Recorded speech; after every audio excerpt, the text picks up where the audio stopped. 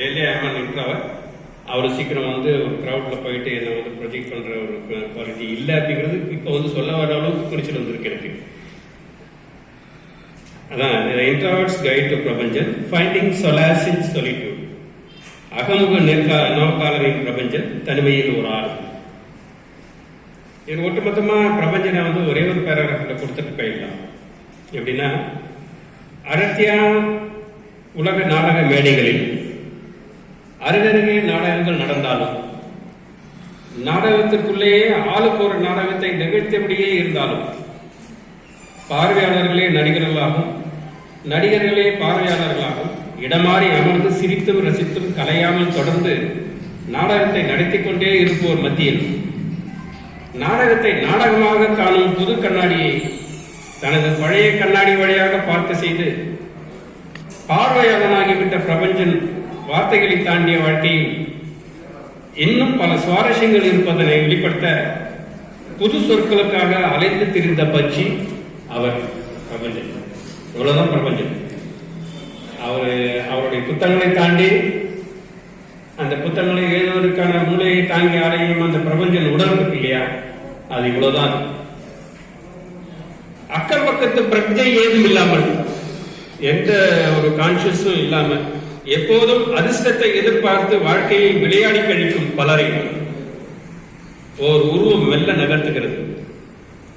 பேரன்பு கொடுத்து அவர்கள் ஒவ்வொருவரையும் நழுவ விடாமல் அழைத்துக் கொண்டு பிரபஞ்சனின் அருகில் அமல் செய்து விடுகிறது.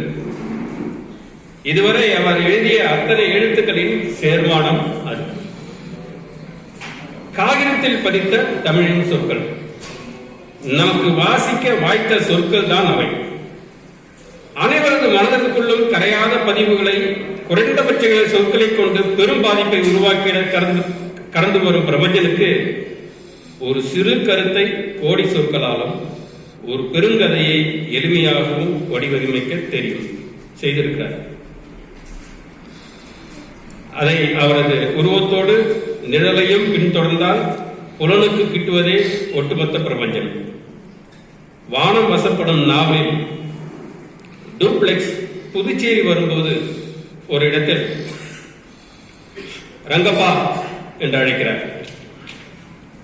பிரபு என்றார் ஆனந்தரங்கன். அது வேதபுரீஸ்வரர் கோயில் தானே?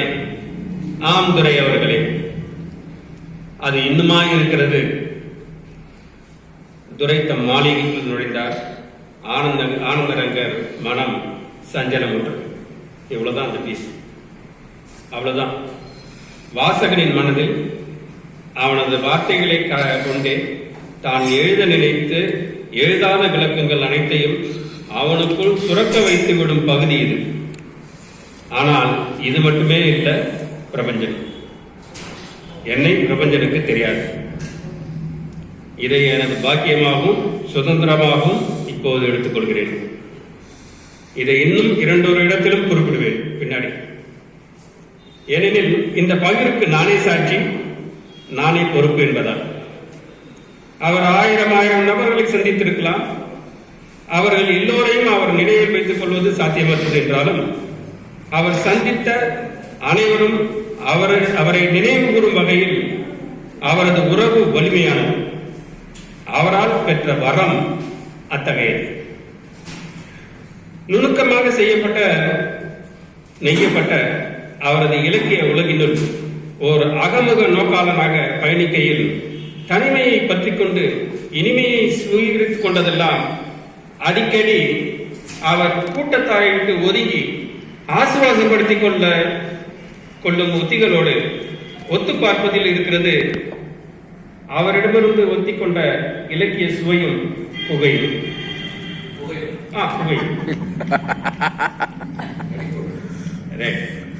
பல்கலைக்கழகத்தில் எதிர்பாராமல் எதிர்கொண்ட இலக்கியம் நாடகம். நான் ஒரு அகாடமிஷியன் கிடையாது நாடகத்துல. பட் அன்பார்ச்சுனேட்லி நான் வந்து ஒரு நாடக டிபார்ட்மெண்ட்டுக்கு போக வேண்டிய சூழல் ஏற்படுது. 1988 ஒரு நாள் ரங்கப்பிள்ளை வீதியில் வாடகை கட்டடத்தில் இயங்கி வந்த பல்கலைக்கழகத்தின் நாடக பள்ளியில் முதுகலை படிப்பவரோடு அவர்களது ஆசிரியர் ஆறுமுகம் அவரது நாடகத்தில் நடிப்பதற்கு தாகூர் கலைக்கல்லூரியில் இருந்து வந்த எனக்கு கலைப்பும் மலைப்பும் ஒரு சேர சூழ யாருமற்ற நாடகத்துறையில் முதல் ஆளாக நுழைந்ததும் அங்கே அந்த வெறுமைக்குள் ஏற்கனவே அன்றைய நாள் முழுவதும் வகுப்புகள் மாற்றி வகுப்புகள் நடந்து நாடகத்தின் பல்வேறு அம்சங்கள் விளக்கப்பட்டு விவாதிக்கப்பட்டு நிகழ்வுகளை உள்வாங்கி இருந்தவர்கள் மணி அடித்ததுமே வசனங்களை மறந்துவிட்டு சென்றிருக்க வேண்டும். ஒவ்வொன்றாக பொறுக்கி, அதாவது அங்கிருந்த ஒரு நாடக பிரதியை அவற்றை வாசிப்பு வலயத்துக்குள் கொண்டு வந்து மூழ்கிய வேளையில் இன்னொரு நாடகம் பக்கவாட்டு அறையின் சன்னல் திறக்கவும் சட்டென என அப்போதைய மனநிலையோடு சேர்ந்து கொண்டது. நாடகத்துறை பல வினோத நிகழ்வுகளை நிகழ்த்து கொண்டே இருக்கும். அது ஒரு மாய லோகம். எப்போதும் கலை அலையை உள்ளுக்குள் உருவாக்கி ஒன்று மாற்றி ஒன்றை பின்தொடர்ந்தபடியே வந்து கொண்டிருக்கும். நமது கடற்கரையை போல எழுதப்பட்ட நாடகங்கள் நாடகத்தை நடிப்பவருடனும் நடிப்பவர்களை பார்ப்பவர்களுடனும் என ஒட்டுமொத்தமாக அது நிகழ்ந்து முடியும். அந்த இடத்தில் நாடக நிகழ்வோடு தொடர்ந்து மோதுவதால் ஆசிரியர் இறந்து விடுவது இயல்பு, மன்னிக்கவும் மறைந்து விடுவது வழக்கம்.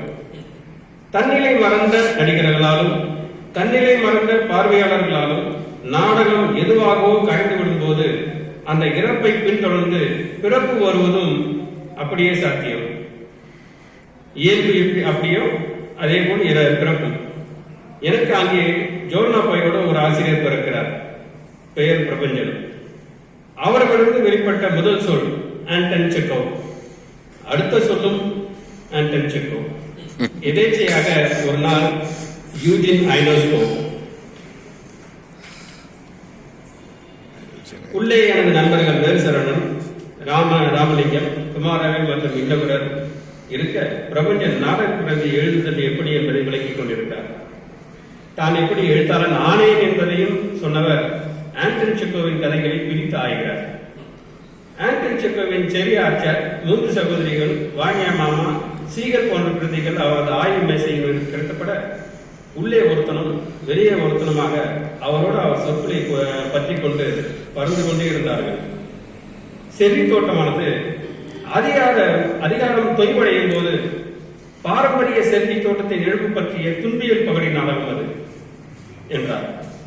அது என்ன அது என்றேன் எனக்கு. சமூக மாற்றம் பற்றியும் மனிதன் முரண்படும் இடங்கள் பற்றியும் குறிப்பிடுவது அதன் கரு என்றார். கருவா அப்படி என்றால் என்றேன். அத்தனையும் ஒரே நாளில் நிகழ்ந்திருக்க வாய்ப்பில்லை என்ற சந்தேகம் சரிதான் என்றாலும் நான் அந்த இடத்தை விட்டு அகலாத மனநிலையோடு அவரது அடுத்தடுத்த வகுப்புகளாக பல சாக்கு போக்குகளை சொல்லி அங்கே காத்திருந்து மயங்கி கிடந்த அத்தனை நாட்களில் நடந்த அத்தனை நாடக பிரதியாக்க வகுப்புகளும் என்னை பிரதியாளனாக்கியதை என் பிரதிகள் ஒவ்வொன்றாக அங்கீகாரம் பெற உறுதி செய்து கொண்டேன். கற்றதை கற்பிப்பதில் நேர்மை இருக்குமானால் குடத்தை நீர் சுவைபட கூட்டி அப்படியே அடுத்தொரு குடத்துக்கு மாற்றப்படும் போது பல குடங்கள் நிறைந்து ஆறாக பெருக்கிடவும் ஆழி நிறையவும் சாத்தியங்களின் விழுக்காடு 100. இதில் அவர் விவரித்த யூஜின் ஐனோஸ்கோவின் நாற்காலிகள் நாடகம் மிகவும் சிறப்பு வாய்ந்தது. அதைவிட சிறப்பு நாடகத்தை அவர் அறிமுகப்படுத்தியது. நாம் முழுமையாக கேட்டு மீண்டும் மீண்டும் வாசிக்கும் யூஜின் ஐனோஸ்கோவின் நாற்காலிகள் நாடகம் பிரபஞ்சன் வழியில் எனக்கு கிடைத்த முதல் பாடம். அந்த நாடகம் தாம் வாழ்ந்த வாழ்க்கைக்கான அர்த்தத்தை தேடும் வயோதிக தம்பதியர் பற்றிய கதை என்றார். வாழ்க்கைக்கு என்ன அர்த்தம் வேண்டியிருக்கிறது என்று கதையை அங்கேயே முடித்துவிட்டு காதுகளை அவரின் விவரணைகளுக்காக ஒப்படைத்தேன். அவர்கள் தமது அந்திம காலத்தை கொண்டாடும் விதமாக நண்பர்களை உறவினர்களை வீட்டிற்கு அழைத்து தம் வாழ்க்கையின் சாதனைகளை பேசி தம் புகழ் வாழ்க்கையை தொடர வாரிசு ஒன்றையும் தேர்வு செய்ய முடிவு செய்கிறார்கள். நாடகம் முழுவதும் தம்பதியர் தமது வாழ்க்கையில் தாம் எதிர்கொண்ட வெறுமைகளை மறைத்து வாழ்க்கைக்கு அர்த்தம் கொடுப்பதற்காக சாகச கதைகளை தயாரித்து உண்மைக்கு புறம்பானவற்றை மேற்கொள்கிறார்கள். ஆனால் அவர்களது விருந்தினர் இறுதி வரை வரவே இல்லை. அவர்களது கடந்த காலம் வெறுமையாகவே அவர்களது எதிர்காலம் நிச்சயமற்றதாகவே இருக்கிறது. நாடக இறுதியில் காலியான நாற்காலிகள் மத்தியில் அவர்கள் வாழ்க்கையின் அர்த்தமின்மையை ஏற்கிறார்கள். இறுதியில் இருந்து விடுகிறார்கள். நாடகம் முழுவதும் தனிமையையும் வாழ்வின் அர்த்தம் பற்றியும் மிக சுவாரஸ்யமாக ஐனஸ்கோ எழுதியை காட்டிலும் மனதை திறந்து பத்திரமாக அலுங்காமல் குலுங்காமல் கேட்போரிடம் வைக்கும் பிரபஞ்சனின் ரசவாதம் தான் நாடக பிரதியின் மீதான லைவ் வழி. திரும்ப திரும்ப யூஜின் ஐனஸ்கோவின் நாற்காலியில் வாசிக்கிறேன். இன்னமும் அவர் கூடவே அவர் பிரபஞ்சம் கூடவே உட்கார்ந்து கொண்டு இப்ப எப்படி இருக்குது, இப்ப எப்படி புரிகிறது, வாழ்க்கையின் அர்த்தம் உனக்கு தெரிந்து விட்டதா என்று கேட்பதும், என் மருத்துவர் நீ இன்னும் உயிரோடு தான் தம்பி இருக்கே என்கிறது போல் உறுதிப்படுத்துவதும் வாழ்க்கையாகிறது. கதைமாந்தர்கள், கதைக்களம், காட்சிகள், காட்சிக்கோர்வைகள், அங்கம், பின்குறிப்புகள் என ஒவ்வொன்றையும் அவர் எனக்காகவே உள்ளுக்குள் இருந்து நடத்தி கொண்டிருந்ததாக எனக்கு ஒரு மேடை உதயமாகி எனது பாத்திரங்கள் காட்சிகளை கட்டமைக்க அவற்றில் சில பிரதிகள் போலவும் சில பிரதிகள் ஆகவும் அவ்வப்போது திரும்ப திரும்ப வாசிக்கும் போது சலிப்படைவதும் ஒரு இக்கு அல்லது இப்பு போட்டதும் சுல்லாப்பு கூடி நாடகங்கள் ரகசியமாக ஊறி சேர துவங்கியது. எழுதிக்கொண்டே இருந்தாலும் 1996 வரை எழுத்தாளன் என என்னை நான் உணர்ந்ததில்லை. 1996 சங்கீத நாடக அகாடமி நாடக பயிற்சி பற்றிக்கு 4 நாடகங்கள் தேர்வு செய்யப்பட அவற்றில் ஒன்று வேலு சரவணனின் கொடியார்கள். இந்த வருடம் சாகித்ய அகாடமி விருது பெற்ற தேவி பாரதியின் 3வது விழா எனும் விருது பெற்ற ஆலமனமும் 3வது முனி நாடகம், அடுத்து எனது நாடகமான அரங்க பொருட்களின் வீடு. என்னை தவிர மற்றவர்கள் ஏற்கனவே இலக்கிய உலகிற்கு பரிச்சயமானவர்கள். புதுவை பல்கலைக்கழகத்தில் நிகழ்ந்த பயிற்சி பற்றிய இடைவெளியில் யார் அந்த புதியவன் என என்னை விசாரித்து வாழ்த்து பரிமாறும் போது உங்களால் தான் நான் எழுதினேன் என்று நான் சொன்னது அவரது காதில் விழுந்ததா அல்லது அதை முகஸ்துதி என கருதி காதிக்கு போட்டுக் கொள்ளாமல் எனது பிரதியின் வலிமையான பகுதிகளை எடுத்துரைத்து வாழ்த்தியதா என்று தெரியவில்லை. கடந்து போனது அந்த நிகழ்ச்சி. இன்று வரையிலான பிரபஞ்சனம் அதுதான். வேலையை மட்டும் செய்ய என்று ஞானஸ்தானம் செய்த கணமும் அதான். எனது நாடகங்கள் தேசிய நாடகங்களாகவும் உள்ளூர் வெளியூர் வெளிநாடு என வேலையேற்றப்படுவதற்குரிய பிரதிகளின் முதற் சொத்தும் பிரபஞ்சனம். அதற்காக நான் கட்டை விரலை இழக்கவில்லை. கேட்டிருந்தால் கொடுத்திருக்கலாம். அதை வைத்துக் கொண்டு என்ன செய்ய போகிறேன் என்று அவர் கேட்காமல் விட்டாரோ என்னவோ. பேச்சு முற்றுப்புள்ளியை நோக்கி நகரும் போது அவரிடமிருந்து ஒரு சிகரெட் வாங்கி வைத்துக் கொண்டு வீடு வந்து சேர்ந்தேன். 2018 மணக்குள விநாயகர் மருத்துவமனையில் பார்த்தேன். ஏற்கனவே சொன்னது போல் அவருக்கு என்னை தெரியாது. இருந்த போதும் எனது முதல் சந்திப்பில் எங்களுக்கு இடையேயான பரிமாற்றம் எப்படி நிகழ்ந்ததோ அப்படியே அன்றும் பதிவாக நான் பிரபஞ்சனை வணங்கி விடைபெற்றேன். இதுவரையிலான வழக்கமான முன்னுரை, விளக்க உரை, முடிவுரை என்று கருதி கொள்ளுங்கள். இதுவரை சொன்னதில்லை. இந்த மாதிரி எப்போது நம்ம சொல்ற இந்த முன்னுரை, விளக்க உரை அப்படின்னு எடுத்துருக்கேன். இதுக்கப்புறம் ஒரு சின்ன ஒரு கேஸ் அவரோட இருந்தது மறக்க முடியாத ஒரு இது. ஆனால் இவர் இதற்கெல்லாம் அப்பால் என்ற இடத்திலிருந்து ஓடும் முறைமைகளை விட்டொழித்து பறக்கும் மனோபாவத்தோடு எப்போதும் இருந்தார் என்பது பின்வருமாறு. 1989 வருஷம் சொன்னா ஒரு பெரிய விஷயம் இல்ல. இந்த ஒரு காலகட்டத்தில் கம்பன் கலையரங்கில் நாடக ஒத்திகை நடந்தது. ஒவ்வொரு நாளும் நாடக ஒத்திகை முடித்ததும் நானும் ஆர்வமும் வழக்கமாக பேசுவது வழக்கம். அப்படியாக ஒரு நாள் ஒரு இடத்தில் அமர்ந்து பேசிக் கொண்டிருக்கும் பொழுது 2 மேசைகள் தாண்டி பிரபஞ்சன் அவரது நண்பரோடு பேசிக் கொண்டிருந்தார். அப்பொழுது அவர் ரங்கப்புரை வீதி பல்கலைக்கழக நாடகப் பள்ளியில் கெஸ்ட் லெக்சரராக ஸ்கிரிப்ட் ரைட்டிங் வகுப்பு நடத்தி வரும் காலம். அவர் இருப்பதை ஆர்வத்திடம் சொன்னேன். என்னையும் அழைத்துக் கொண்டு அவரோடு மேசையில் ஒன்றாக நாங்கள் அந்த மேசையில் பகிர்ந்து கொண்டோம்.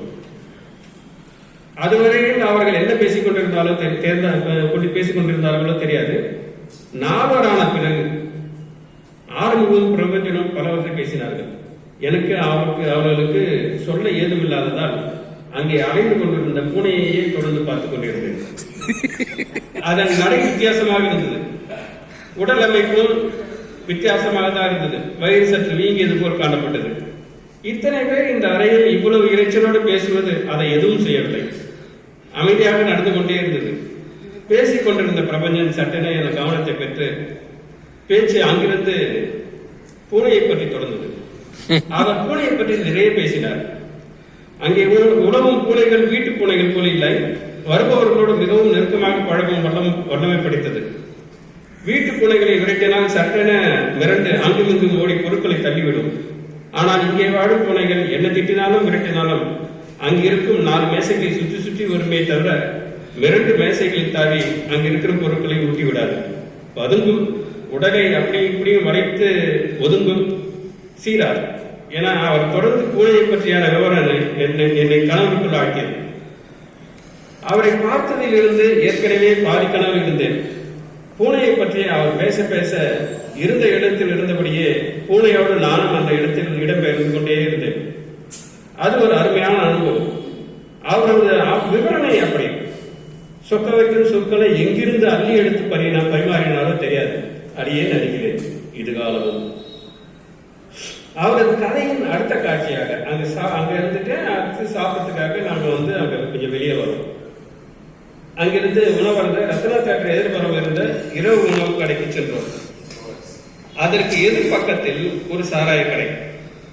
அங்கே இரவு வேளையிலும் பொரிச்ச மீனும் அவித்த முட்டையும் விட்டுக் கொண்ட பாட்டியை அப்போது உரையாடலில் அறிமுகம் செய்தார். அவரோட பூனையும் அந்த பாட்டியோட பூனையையும் இணைக்கும் போதுதான் இலக்கியம் ஒரு மிடர் உள்ளே புகுந்து உடலெங்கும் பரவியது. இந்த பகுதியில் பிரபஞ்சன் பரிச்சாத்த முறைகளுக்கு எப்போதும் உயிர் போடும் கலைஞராக எனக்கு என்னை ஈர்த்தார். இதில் என்ன என்பதற்கும் எடுப்புமனக்கான சிக்கல் இருந்த சொற்பிரயோகங்கள் என ஒதுக்கப்படும் புதிய முயற்சிகளையும் அவர் கண்டுகொள்ளாமல் தன் போக்கில் ஆட்களை சேர்த்துக் கொண்டே போகும் ஒரு நீண்ட ரயிலாக பயணித்துக் கொண்டே இருக்கிறார். இன்னும் இதெல்லாம் தாண்டி அவரோடு எனக்கு இருந்த ஒரு ஈர்ப்பு, இருவரும் படித்த பள்ளி பெற்று செமினர், கண்டிப்பும் கராருக்கும் பேர் போன பள்ளி. அதன் காம்பவுண்ட் சுவர் மிக உயரமாக இருக்கும். சாம்பல் நிறம் தான் அடிப்பார்கள். ஜெயிலை நினைவுபடுத்துவதாக அவர் குறிப்பிட்டது. என்னை தெரியாத அவரை, என்னை தெரியாத பலருக்கு என்றுதான். நன்றி.